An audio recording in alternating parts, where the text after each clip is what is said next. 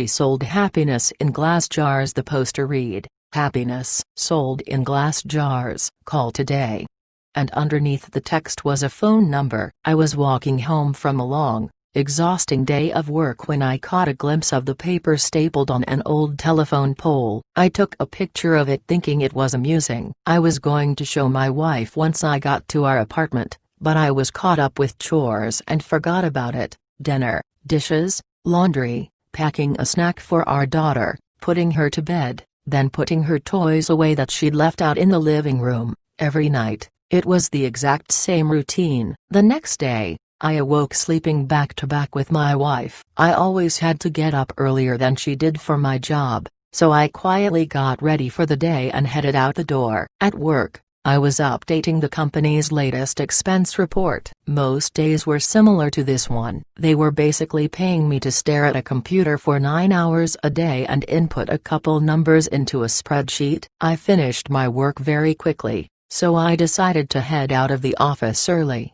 It also helped that it was a Friday, and a lot of people leave early at the end of the week. On my walk back, I was thinking of what my life had become. I did this often. I always dreamed of traveling when I was younger. I wanted to drive across the country or solo backpack across Europe. Then I met Kelsey. Don't get me wrong, I loved Kelsey. I mean, I still do. We just don't have that spark anymore. When you meet someone and get in a relationship, whether it's meant to be or not, some of your personal life plans have to be put on hold. And then that relationship turns to marriage, and then you have a baby, then you have to enroll your daughter in a preschool, then you have to get a better paying job and work more hours and blah, blah, blah. I'm not trying to throw a pity party for myself. I'm just saying I wasn't exactly content with where I was in my life. I wouldn't have referred to myself as a happy person. As I took the same route home that I did every day to work and back, I walked by the same poster I had passed the day before. I don't know why, I really don't, but I decided to call the number. I figured it would be some joke. Maybe someone just picks up and says, "I love you," on the other end and hangs up. Or maybe it's a line to a sex worker. I had no idea what to expect. I called. It only rang once before someone picked up. "Hello?" A woman said. Hi, I'm calling about your poster, your ad." "Oh, awesome," she said calmly. "When do you wanna pick it up?" "Pick what up?" "The jar," she said, like it was the most obvious thing in the world. "Oh, of course, I realized then that I had left work early without telling Kelsey, so I could just go pick it up now and she'd be none the wiser. "What exactly is it that you're selling?" "I just told you. It's happiness in a glass jar. Like the poster said, happiness keeps best in glass jars. They're more durable than, say, a plastic bag." Okay. Should we meet somewhere?" "For sure. I don't want you to end up being a creep or something. So let's go to a public place." The public place we decided on was a Starbucks parking lot a little over a mile from me. Now, I didn't think I was really going to be buying a jar of happiness or whatever. I was 99% sure she was going to sell me drugs. Maybe heroin would be in the jar. I remember thinking, oh no, happiness is probably a nickname for some street drug and I'm going to a drug deal. What if she's a cop? Am I going to be arrested? But something inside me told me to keep walking, and so I did. I stood outside and texted her. "Me, I'm here." Her, "Cool, be there in a seconds." Me, "What are you driving?" Her, "Silver Camry." And as her final text came through, I saw her car pull in. She took a spot not too far from where I stood. I could see there was no one else in the car,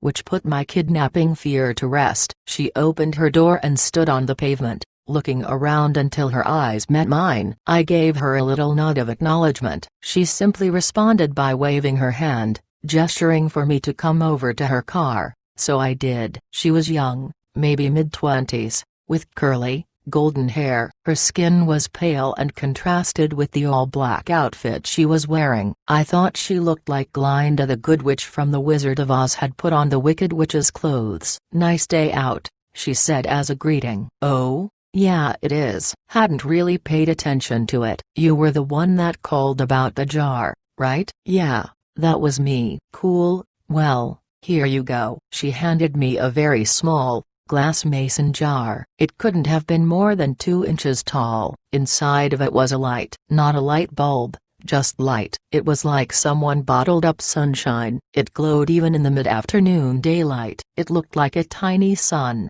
or a tiny universe existing in this little crystal-walled home. I was admiring it with no attempt to hide the awe on my face. Pretty rad, isn't it? What is it? You've asked that, like, 3 different times, I think. My answer is still the same. It is happiness. Happiness in a glass jar. What do I do with it? Keep it, she said simply. If you have any problems, shoot me a text. She started to get into her car. Wait. I said, I thought you were selling this. How much is it? Don't worry, man, she said with a smile. You'll pay. She closed her door and I stepped out of her way as she backed up, then drove off. What the hell had just happened? What was I holding? I looked down at the jar again. Its radiance was simply mesmerizing. I put it in my pocket and could see its glow slightly through my pants. I began to walk home. What was just a nice, sunny day quickly changed into a rainy one with clouds wrapping the sky. It was not forecasted that it would rain, or else I would have ridden the bus or subway to work that day. I jogged home trying not to get too drenched. I finally found shelter once I made it to my apartment building. I walked up to my door and found that my key wasn't on my key ring anymore. Shit, I can't believe I lost it again, I thought. I knocked on the door and said in a somewhat loud voice, "Hey babe, it's me. I don't know what happened to my key."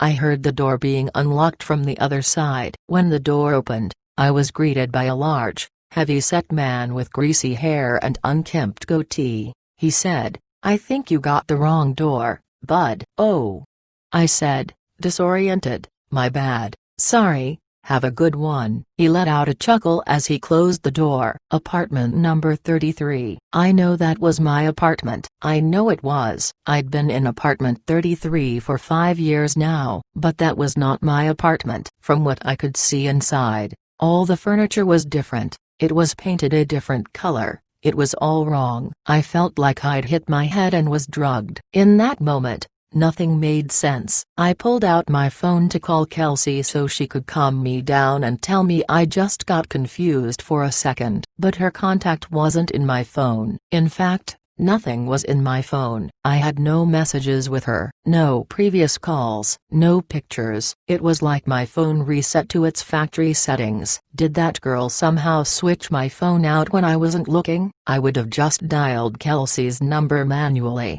but I couldn't quite remember it. I had known it by heart before, but not anymore. I needed to get back to the office. I had all my contacts backed up on my work computer. Since it was still raining, I hopped on the bus which had a stop right in front of the apartment complex. I rode downtown toward my office, the whole time staring at my wet shoes, wondering what the hell was going on. We have a keycard access to our building so only authorized personnel can get inside. I always keep my access card in my wallet, always. But, surprise, surprise, it wasn't there. I buzzed into the speaker we had for guests with appointments, or employees as a backup in case anyone lost or forgot their card. "Bzzz, hey, this is Tim. I must have lost my card. My employee number is..."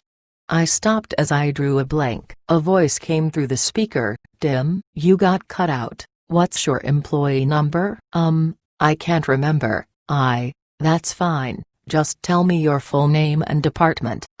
Finance. I'm in finance. My full name is Tim Brooks." 1 second. About 30 seconds later, the man spoke to me again. "We don't have a Tim Brooks working in this building. Did you have an appointment with someone?" I backed up in surprise, almost tripping on my own feet. I had just been in that office an hour or two ago. What was happening to me? I felt like I was getting Alzheimer's but going through every stage in one day. I stared at my hands, unsure if I was in the right body. I felt like the world around me was disintegrating. I wasn't in control. I was merely sitting inside somebody else's head, watching the world through their eyes. Just then, I got a text. I recognized the number immediately. It was that girl, the one who gave me the jar. I had forgotten all about it until I saw her text her, "Hey, how's it going?" I looked at my phone, dumbfounded. It made me angry she was so nonchalant about this. She knew what was going on. She had done this somehow. Me?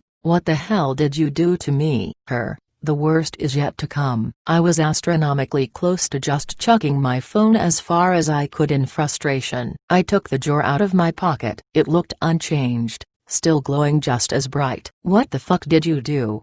I yelled at the jar, realizing I probably looked like a lunatic. As I stared at its glistening glass, I realized something. I didn't know what my wife's face looked like anymore. I knew her name. Well, I know it started with a K. Or maybe a C. I couldn't picture her in my mind. I knew I had a wife. I knew I did. Yes, because I had a daughter. I had a wife and a daughter. I just couldn't remember their faces then, or their names, or their birthdays, or any memories I had with them. I know they existed. They did exist. I had just seen them that morning, right? I couldn't remember how she looked, or what she smelled like. What was our first date? We had a wedding. Right? What about our first kiss? Or my daughter? Or was it my son? Maybe I didn't even have a kid. But my wife, or girlfriend, she was real. I knew she was. The thought was tearing me apart. I couldn't see her in my head. I couldn't recall a single fact about her. I was standing outside of the same building, but I was unsure why I was. Did I work there? I must work somewhere. The rain was accompanied by a chilly wind now. It was whipping at my face, making my nose and cheeks sting. I wanted to go home. I wanted to be with her. I wanted to be warm. I wanted to go into a shitty office job that kept a roof over my head. I wanted it all. I was soaking wet. I was miserable. I couldn't remember my parents, or my childhood. Did I even have any friends? Why was I in the rain? I looked down at my hand. I was still clutching the jar. The only memory of my entire life I could concretely remember was that girl giving it to me, telling me it was happiness. It did not bring happiness. It brought pain. It brought suffering. I was more miserable in that moment than I'd ever been. My phone buzzed. "Break the jar, Tim." I looked at my other hand. With the setting sun and the rainy sky, I swear the jar glowed brighter than any street light near me. I didn't break it because I was following her instruction. I broke it because I was angry. I broke it because I was upset. I needed a release. I raised my arm above my head, and brought it down with one swift motion, shattering the jar on the concrete beneath my feet. That dark, chilly air accompanying the rain spread away like it was the shockwave of a bomb going off, and I was at the epicenter. I saw the warm, yellow light from inside the jar spread rapidly across the ground and ascend into the sky. It was as if I was watching the beginnings of the universe being created, like God had just snapped his fingers and said, "Let there be light." I was engulfed in it. I could no longer see street or rain, or anything dark. I felt like I was plummeting into a star going faster than the speed of light. It felt like sitting in front of a fire on a cold winter's night, but that warmth was covering every inch of my body. And then I blinked. Immediately I could feel the sheets beneath me, and my back barely touching my wife's. I was staring out the window. The morning light drenched through the glass and gleamed on my face. I stood from bed and grabbed my phone. It was Friday morning. I had one text: "Let me know if you ever need another jar smile." I called in sick to work. I snuck into my daughter's room and greeted her with a kiss and told her she didn't have to go to preschool today. We were going to have a family day. She smiled and stretched out her arms with a yawn before curling up and falling back asleep. I got back in bed and squeezed my wife tightly. I didn't let go for hours. Our daughter came into our room and woke us up eventually. She was jumping on the bed and shouting for us to wake up. Yesterday I may have found that annoying. Yesterday I may have found a lot of things annoying, or monotonous, or dull. But not today. Today, I pulled her under the covers in between me and Kelsey. Today was going to be a good day. Today, I was happy.